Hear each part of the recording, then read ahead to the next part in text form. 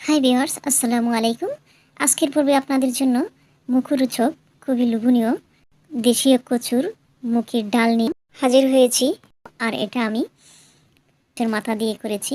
বিভিন্ন ধরনের মাছ দিয়ে এটা রান্না করা যায়, মাছ ছাড়াও রান্না করা যায়। তো আজকের পর্বে আমি রুই মাছের মাথা দিয়ে এই দেশীয় কচুর মুখির ডাল রান্না করলাম। চলুন দেখে নেই কীভাবে আমি এটা তৈরি করেছি। এখানে আমি বাজার থেকে 1 কেজির উপরে কিনে নিয়ে আসছি দেশীয় কচুরমুখী। এগুলোকে ধুয়ে ভালো করে আমি পানি দিয়ে পর্যাপ্ত পাতিল দিয়ে ডেকে আমি সিদ্ধ করে নিচ্ছি, আলুর মতো করে সিদ্ধ করে নামিয়ে ডান্ডা করে নিলাম। এবার আমি আলুর মতো এটার খোসাটাকে দেখতেই পাচ্ছেন, খুব সুন্দরভাবে আলু মুখিগুলা সিদ্ধ হয়ে গেছে। আর এটার খোসাটা ছাড়াইতে খুব ভালোই লাগতেছে। এভাবে করেই পুরো মুখিগুলাকে আমি খোসা ছাড়িয়ে নেব। আর এই পুরো কাজটা করতে একটু সময় নিয়ে করতে হবে।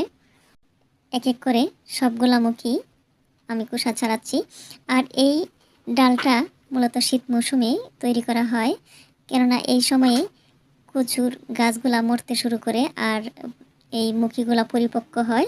ঠিক সেই সময়ে এই আমরা মুখিগুলা কিনতে পাই বা বাড়ির আঙ্গিনা আশেপাশে থেকে আমরা সংগ্রহ করতে পারি।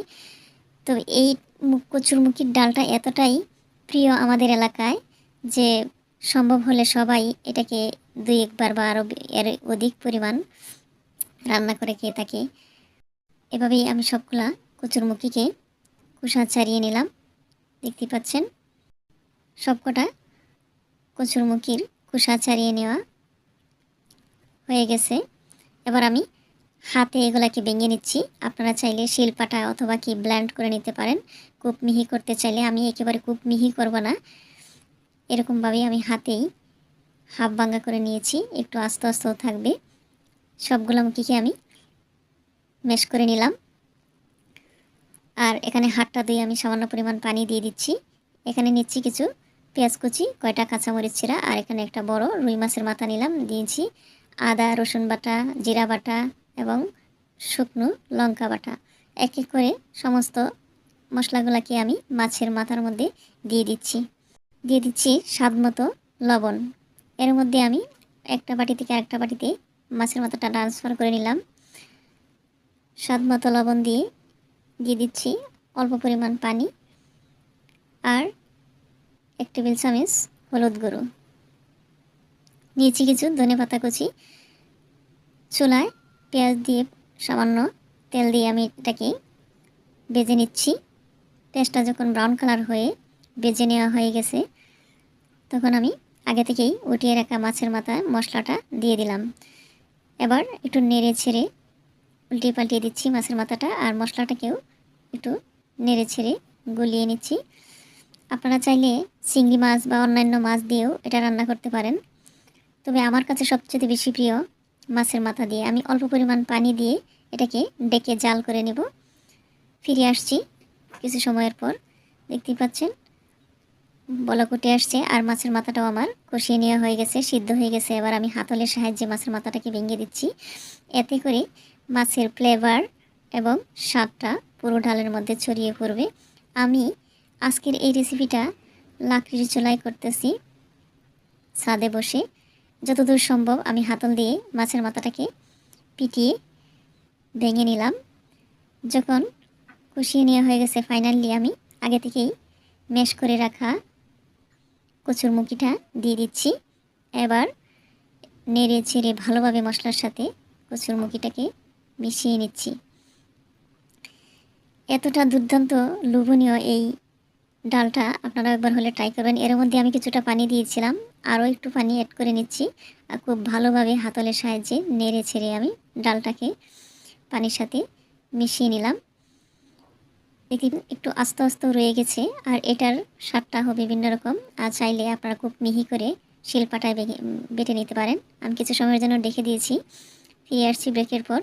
দেখতেই পাচ্ছেন আমার ডালটা বলক উঠে আসতে শুরু করেছে। এর মধ্যে আমি চিড়ে রাখা কাঁচামরিচগুলো অ্যাড করে নিচ্ছি। মরিচগুলো দিয়ে আমি আর একটু নেড়ে ছেড়ে দিচ্ছি, নিচে যাতে তলানি জমে না যায়, পুড়ে না যায়। এজন্য কিছুক্ষণ পর পর এই হাতল দিয়ে নেড়ে দিতে হবে। এবার আমি এখানে 5টা কাঁচা তেঁতুল দিয়ে দিলাম। কেননা যেহেতু এটা দেশীয় কাঁচা মুখি, হয়তো গলাতে একটু ধরতে পারে। আর দিয়ে দিচ্ছি কিছু পেঁয়াজের কালি কুচি করে রাখা। তেঁতুল অথবা জলপাই যে কোনোটা আপনারা অ্যাড করতে পারেন। আর এই টকটা দিলে হয় কি গলার চুলকানিটা ভাব থাকবে না। এবার নেড়ে দিয়ে কিছু সময়ের জন্য আরও রেখে দিলাম। ফিরে আসছি, দেখতে পাচ্ছেন কত সুন্দর বলক উঠে আসছে। আবার একটু নাড়তেছি আমি, এভাবে পরপর কিছুক্ষণ নেড়ে দিচ্ছি নিচে যাতে তলানি জমে না যায়। এ পর্যায়ে আমি কিছু ধনের পাতা কুচি অ্যাড করে নিচ্ছি। আর এই ডালটার মধ্যে ধনের পাতা কুচি দিলেই এটা ফ্লেভার স্বাদ বহুগুণে বেড়ে যায়। কিছু সময় রেখে দেওয়ার পর আবারও ফিরে আসলাম ব্রেকের পর। অনবরতভাবে নাড়ব যেন নিচে তলানি না জমে। এটার দিকে লক্ষ্য রাখতে হবে, পুড়ে গেলে একটা গন্ধ থাকবে। দেখে দিই কয়েক মিনিট পর আবারও ফিরে আসলাম। ফাইনালি আমার ডালটা হয়ে গেছে মাশাআল্লাহ। রেখে দিয়েছি ঠান্ডা করে। আমি একটু তেঁতুলগুলোকে ভেঙে নিয়েছিলাম, একটু পরিবেশন করতে চলে এলাম। আলহামদুলিল্লাহ মাশাআল্লাহ, ডালটা এতটাই দুর্দান্ত হয়েছে যে কি বলবো, সুপার।